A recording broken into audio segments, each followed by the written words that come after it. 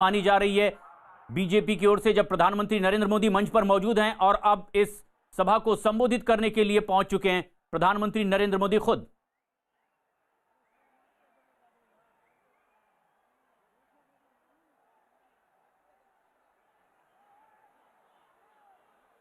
भारत माता की, भारत माता की।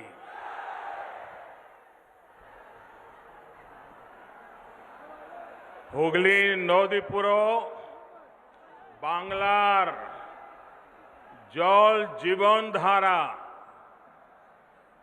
এই দেবত্ব ভূমিতে এসে আমি বাবা তারকনাথ মহাপ্রভু জগন্নাথ দেবকে শত শত প্রণাম জানাই।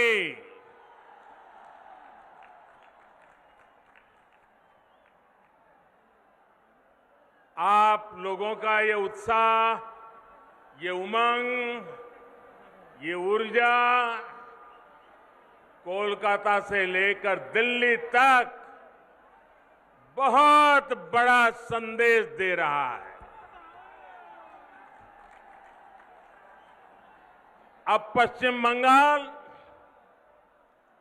परिवर्तन का मन बना चुका है। एक बार फिर मेरे साथ बोलिए, भारत माता की,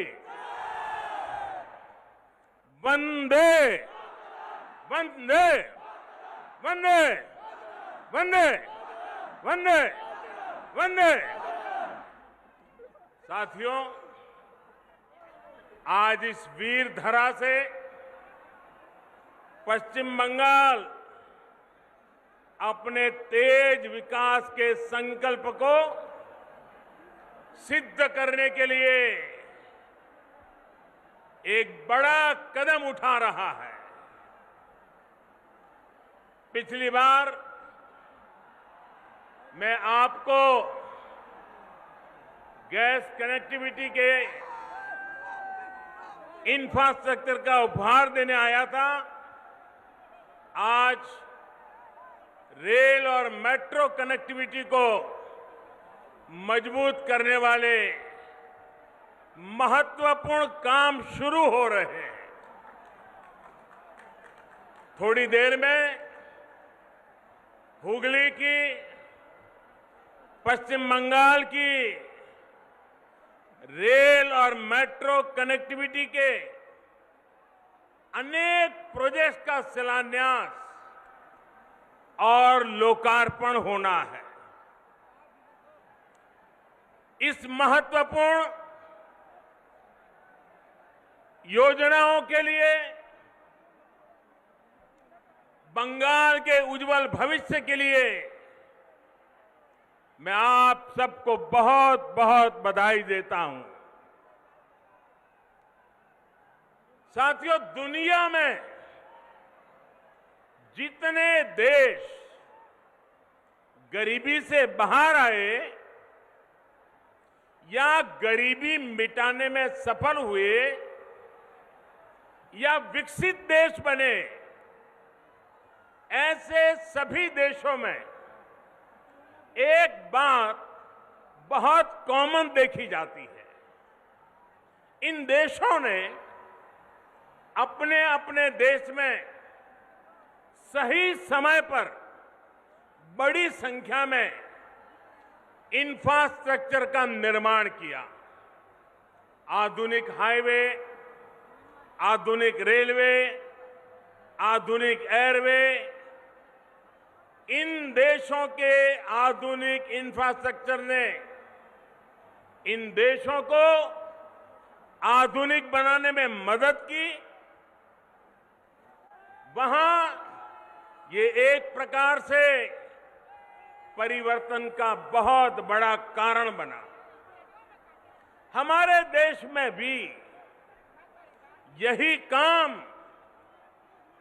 दशकों पहले होना चाहिए था, लेकिन हुआ नहीं। अब हमें देर नहीं करनी है। हमें एक पल भी रुकना नहीं है, हमें एक पल भी गंवाना नहीं है। इसी सोच के साथ आज देश में आधुनिक इंफ्रास्ट्रक्चर के निर्माण पर अभूतपूर्व जोर दिया जा रहा है, अभूतपूर्व निवेश किया जा रहा है। बेहतर इंफ्रास्ट्रक्चर,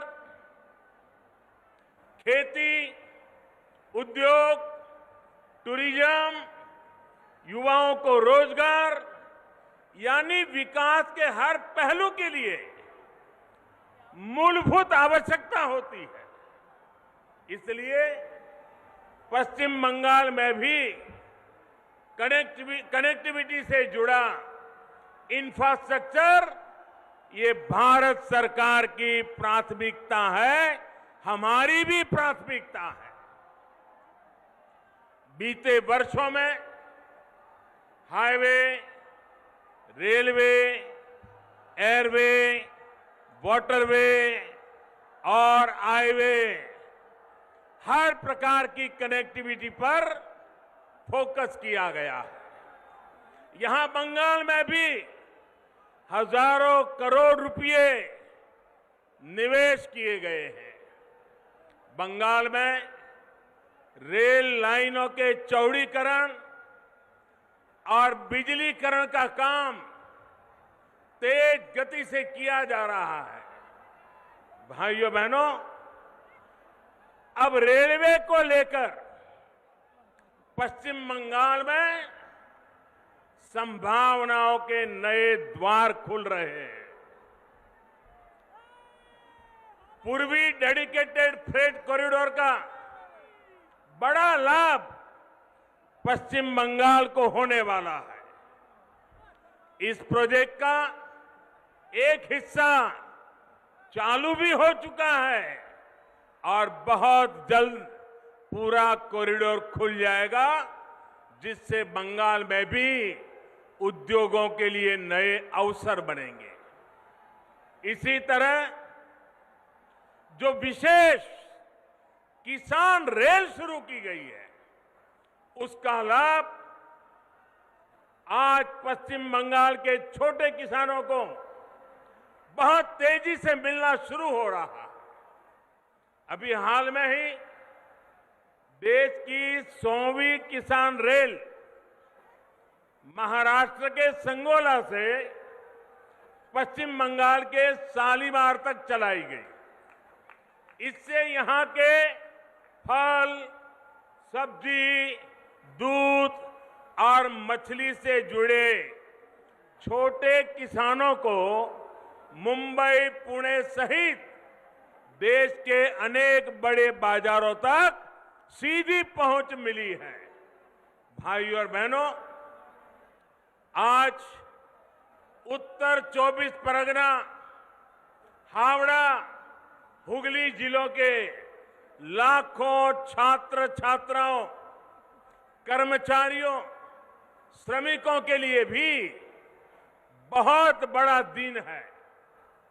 नॉर्थ साउथ मेट्रो का नोआपाड़ा से दक्षिणेश्वर तक विस्तार होने से हर दिन इन जिलों के हजारों यात्रियों को सुविधा होने वाली है।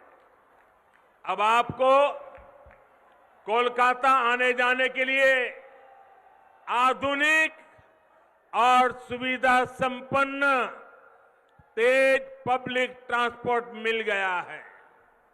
भाइयों और बहनों, चंद्रनगर सहित ये पूरा क्षेत्र भारत की आजादी का, भारत की संस्कृति और भारत के ज्ञान विज्ञान का एक प्रकार से तीर्थ है। महर्षि अरबिंदो, मोतीलाल रॉय, रास बिहारी बोस, बिपिन बिहारी गांगुली, कन्हैयालाल दत्त, उपेंद्रनाथ बंदोपाध्याय, अनगिनत ऐसे महान व्यक्तित्व का नाता इस धरती से है। ये वो धरती है जिसने रामकृष्ण परमहंस जैसे महान संत हमें दिए। माउंट एवरेस्ट को मापने वाले महान गणितज्ञ राधानाथ सिगर, महान भाषाविद बुद्धदेव मुखर्जी, ऐसे मनीषियों का भी नाता इसी मिट्टी से रहा है। मुझे हैरानी है, इतने वर्षों में जितनी भी सरकारें यहां रही हैं, उन्होंने इस ऐतिहासिक क्षेत्र को, इस पूरे क्षेत्र को अपने हाल पर ही छोड़ दिया। यहां के इंफ्रास्ट्रक्चर को, यहां की धरोहर को बेहाल होने दिया गया। मुझे बताया गया है कि वंदे मातरम भवन, जहां बंकिम चंद्र जी 5 साल रहे, कहते हैं कि वो तो बहुत बुरी हालत में है। ये वो भवन है जहां उन्होंने वंदे मातरम की रचना को लेकर मंथन किया। वो वंदे मातरम जिसने आजादी की लड़ाई में नए प्राण फूके, हमारे क्रांतिवानों को नई ताकत दी, मातृभूमि को सुजलाम सुफलाम बनाने के लिए हर देशवासी को प्रेरित किया। वंदे मातरम सिर्फ इन 2 शब्दों ने गुलामी की निराशा में जी रहे देश को नई चेतना से भर दिया था। ऐसे अमर गान की रचना करने वाले के स्थान को न संभाल पाना बंगाल के गौरव के साथ बहुत बड़ा अन्याय है। और इस अन्याय के पीछे बहुत बड़ी राजनीति भी है। ये वो राजनीति है जो देशभक्ति के बजाय वोट बैंक, सबका विकास के बजाय तुष्टीकरण को बल देती है। आज यही राजनीति बंगाल में लोगों को मां दुर्गा की पूजा से रोकती है, उनके विसर्जन से रोकती है। बंगाल के लोग वोट बैंक की राजनीति के लिए अपनी संस्कृति का अपमान करने वाले ऐसे लोगों को कभी माफ नहीं करेंगे। आज मैं बंगाल के लोगों को ये विश्वास दिलाता हूं, जब बंगाल में भाजपा की सरकार बनेगी तो हर बंगालवासी अपनी संस्कृति का गौरवगान पूरी ताकत और हिम्मत के साथ कर सकेगा। कोई उसे डरा नहीं पाएगा, कोई आपको दबा नहीं पाएगा। भाजपा उस सोनार बांग्ला के निर्माण के लिए एक काम करेगी जिसमें यहां का इतिहास, यहां की संस्कृति दिनों दिन और मजबूत होगी। ऐसा बंगाल जहां आस्था, अध्यात्म और उद्यम सबका सम्मान होगा। ऐसा बंगाल जहां विकास सभी का होगा, तुष्टीकरण किसी का नहीं होगा। ऐसा बंगाल जो टोलाबाजी से मुक्त होगा, रोजगार और स्वरोजगार से युक्त होगा। भाइयों और बहनों, आजादी से पहले बंगाल देश के अन्य राज्यों से बहुत आगे था, लेकिन जिन लोगों ने बंगाल पर राज किया, उन्होंने बंगाल को आज इस हालत में पहुंचा दिया।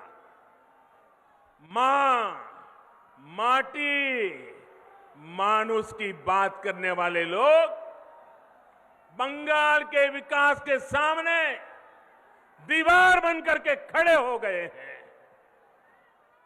केंद्र सरकार किसानों और गरीबों के हक का पैसा सीधा उनके बैंक खाते में जमा करती है, जबकि बंगाल सरकार की योजनाओं का पैसा टीएमसी के टोलाबाजों की सहमति के बिना गरीब तक पहुंच ही नहीं पाता।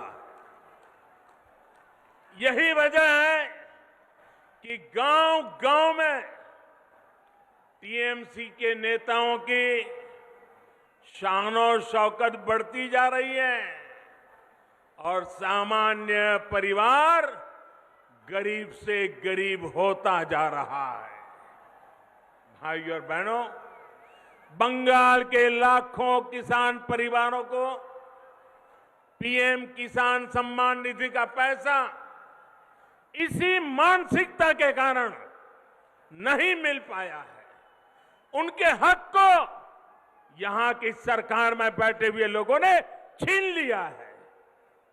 बंगाल के लाखों गरीब परिवार आयुष्मान भारत योजना के तहत 5 लाख रुपए तक के मुफ्त इलाज की सुविधा से आज भी वंचित है।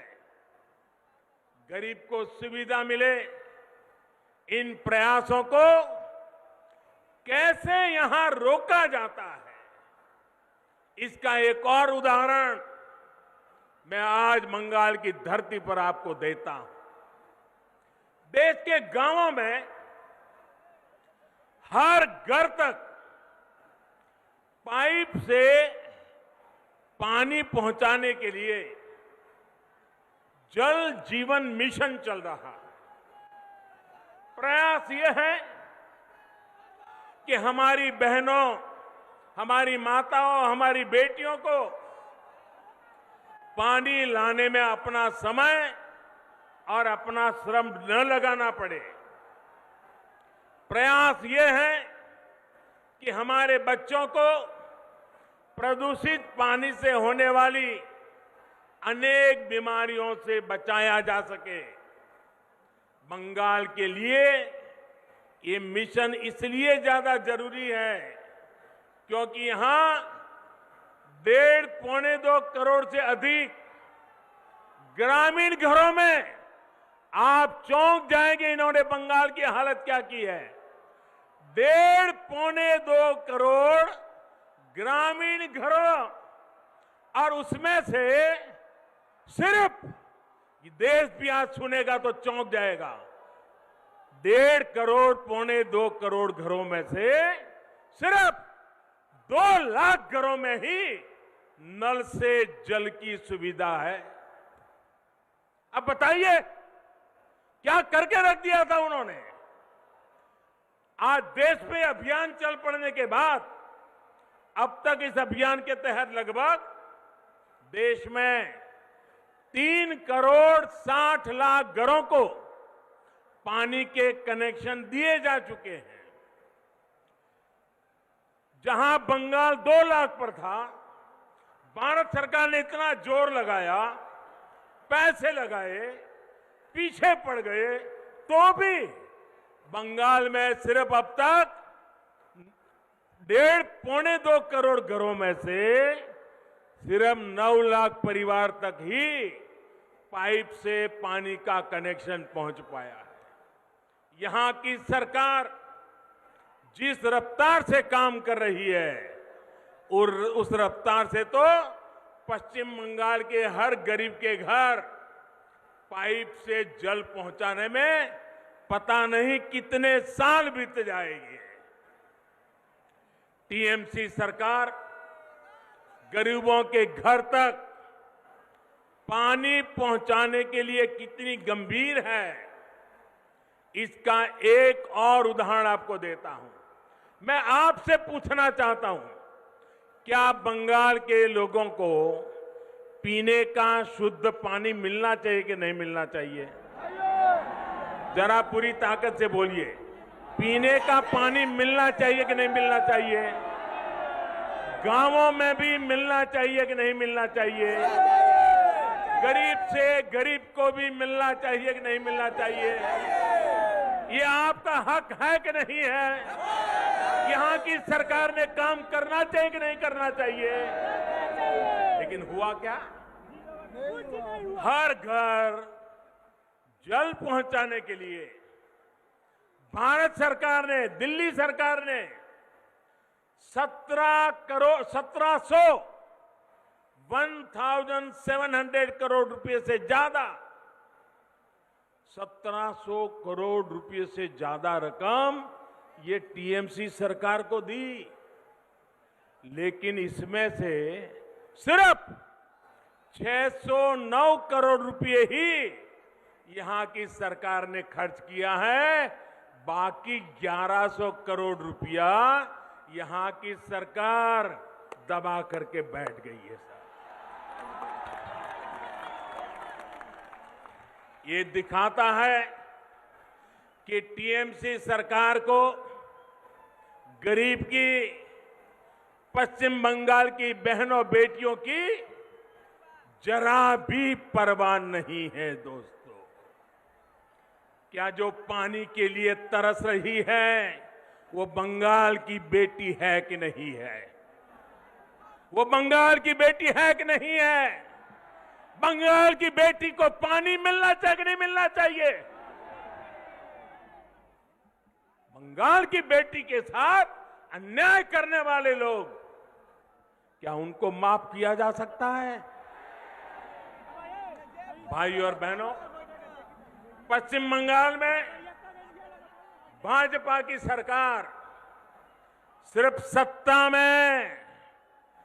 सत्ता में परिवर्तन के लिए नहीं, बल्कि आसोल परिवर्तन के लिए बनानी है।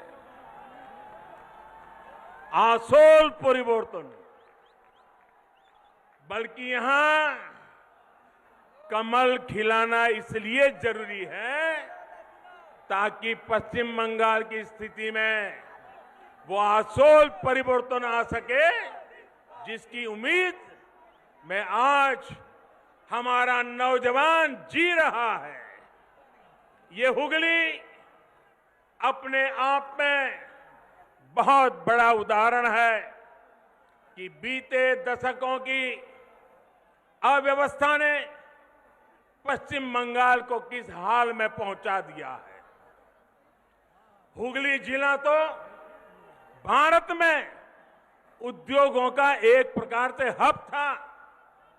हुगली के दोनों किनारों पर जूट इंडस्ट्री थी, आयरन और स्टील मशीनों के बड़े बड़े कारखाने थे, बड़े पैमाने पर यहां से निर्यात होता था।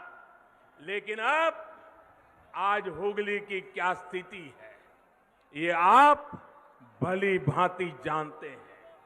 एक समय था जब पूर्वी भारत के अनेक लोकगीतों में घर घर में माताएं बहनें किसी भी शुभ अवसर पर जो गीत गाती थी, जो लोकगीत गाए थे, उसमें गाया जाता था कि घर के लोग कमाने के लिए कलकत्ता गए हैं। उस समय शब्द प्रयोग करते थे, कलकत्ता गए हैं। इन गीतों में ये उम्मीद लगाई जाती थी कि कलकत्ता से आते समय अपना परिवार का व्यक्ति जब घर लौटेगा तो वो घर के लिए कलकत्ता से क्या क्या लाएगा, कौन कौन से उपहार लाएगा, कौन से जो चीजें कलकत्ता में नहीं बनी है वो अब हमारे गांव, हमारे घर में आएगी।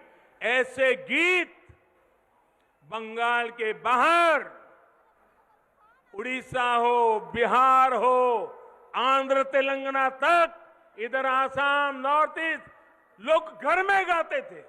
ये कलकत्ता की कीर्ति थी उस जमाने में। अब ये सब बदल गया। अब इस औद्योगिक शहर के निवासियों को, बंगाल में बहुत से निवासियों को काम करने के लिए दूसरों के यहां, दूसरे राज्यों में जाना पड़ रहा है। इस स्थिति को बदलने का काम बंगाल में बनने वाली और जो सरकार बनाना आपने ठान लिया है, जो सरकार बनाना आपने तय कर लिया है, वो भाजपा सरकार बनते ही उस दिशा में एक के बाद एक कदम उठाएगी। भाजपा सरकार औद्योगिक विकास की नीतियों में बदलाव करेगी, तेजी से निर्णय लिए जाएंगे, इस क्षेत्र का विकास किया जाएगा।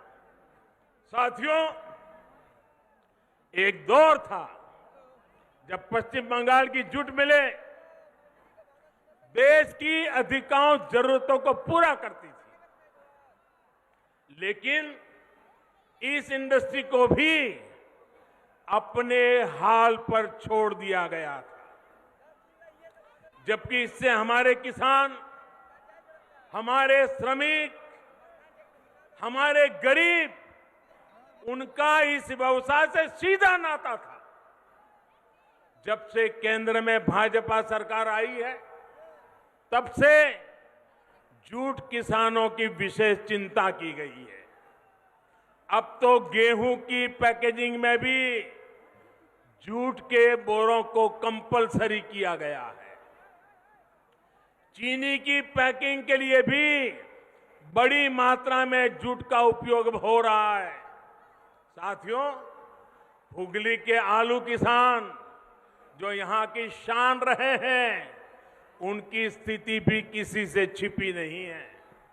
यहां के आलू और धान, इसके जो किसान हैं, उन किसानों को कौन लूट रहा है, ये मुझसे ज्यादा आप लोग जानते हैं। जब तक यहां फूड प्रोसेसिंग के कारखाने नहीं लगेंगे, जब तक किसानों को अपनी उपज बेचने की आजादी नहीं मिलेगी, तब तक ना तो किसानों का हित होगा और ना ही मेरे मजदूर भाइयों बहनों का होगा। साथियों, बंगाल में निवेश के लिए उत्साह की कमी नहीं है। मुसीबत है सरकार ने जो माहौल बनाया है, कट कट कट का जो कल्चर बनाया है, सिंडिकेट के हवाले बंगाल दे दिया है, उसी के कारण ये माहौल बिगड़ता गया है। जब भी मैं विदेश में प्रवासी बंगाली बहनों भाइयों से मिलता हूं, तो अपनी मातृभूमि के लिए योगदान देने के लिए हर बंगाल का बेटा बेटी आज दुनिया में कहीं भी होगा, वो यहां के लिए कुछ करना चाहता है। लेकिन उनकी सिर्फ एक ही शिकायत रहती है कि वो योगदान करे भी तो कैसे करे।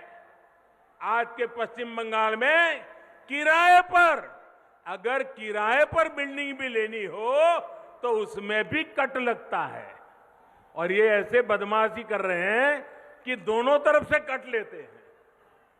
बिना सिंडिकेट की इजाजत के किराए पर बिल्डिंग भी नहीं ले सकते।